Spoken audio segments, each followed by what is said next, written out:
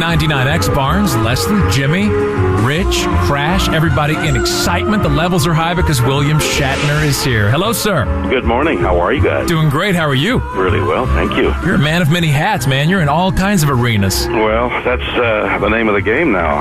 Telling you, whether it's VH1 or TV Land or NBC, Third Rock from the Sun, you've covered the satellite. You've covered my satellite. Now, did I also hear that you're also doing another CD, another musical CD?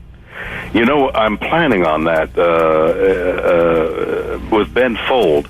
We're beginning to talk about an album, yes. Yeah, I had heard that you had asked Ben to produce it. That's exactly right. Yeah, how did that relationship hook up? Well, Ben had... have you got time? We got time. We got time? Chat, we're right here, baby. You got our attention. That's true. Well, Ben Folds, you know who he is. Absolutely. I mean, one of the great novel, interesting musicians, innovative musicians, when I say novel, of our day and age, I think. And Ben had written me to do a number with him, to do something he had written for me. This is several years ago. And I did it, and it was very successful, and we began an acquaintanceship. And recently, a couple of months ago, I was asked by a record company if I'd like to do another record, and I asked Ben if he would do it with me, and he agreed. And we're in the middle of formulating it. Now, I've always wanted to know, because everybody who's ever turned on a morning radio show has heard Lucy in the Sky with Diamonds. Yeah.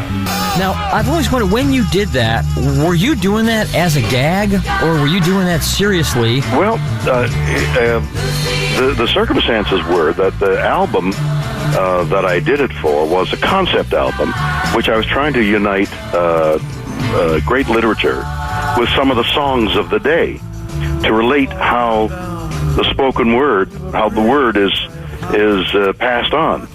So I had interesting music done to the great pieces of literature. I've forgotten what Lucy in the Sky with Diamonds was linked to, but say it was Cyrano de Bergerac, a speech from Cyrano, which ends, "I may climb to no great heights, but I will climb alone," and segues musically into Lucy in the Sky with Diamonds, which is a drug song, where a guy can't climb anywhere alone.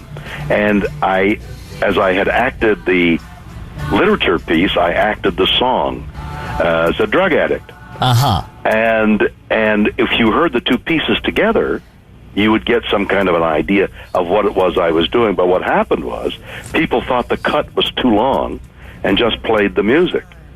And so you were left wondering, what in heaven's name is that guy doing? All right, if that's a story you want us to believe, we'll believe it. Now, William, we had Patrick Stewart on a couple weeks ago, and he seemed very bitter about being typecast and pegged as only that guy on Star Trek. Yeah. Do you ever have those feelings that you think that, you know what, I can do so much more than just be Captain Kirk?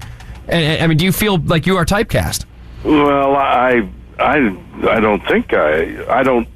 I know you know me as Captain Kirk, but it's been so long, and I've done so many other things that I sort of forget it. I mean, maybe you don't, but I do. I don't think you're typecast. I don't think he's typecast. I don't think he is as much as Patrick Stewart. Yeah, but Patrick Stewart, he was bitter about it. He was, he kept trying to prove that he's done so much. He's done Shakespeare and stuff like that, and he was angry. And no, I think was he really? Because I know him. He's a dear friend of mine. Oh, he's a great guy. He was totally and completely honest with us. He was awesome. I think he gets annoyed by people constantly hounding him about Star Trek. Thing. Right. Yeah. Yeah, I don't think James Tiberius Kirk is at all typecast or anything. I mean, after all, you're writing, you're producing, you're doing everything. And let's not forget some of the great works of T.J. Hooker, kids. Oh, come on. Yeah. Riding those hoods. Come on.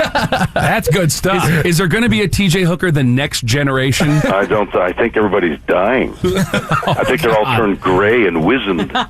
William Shatner's on the phone. What do you think of the franchise of Star Trek? Well, where it's gone? Well, it's been enormous. It's been an enormous moneymaker for Paramount Studios. And it's had so many manifestations. It's hard to tell with all the series and movies. The latest movie is out there now.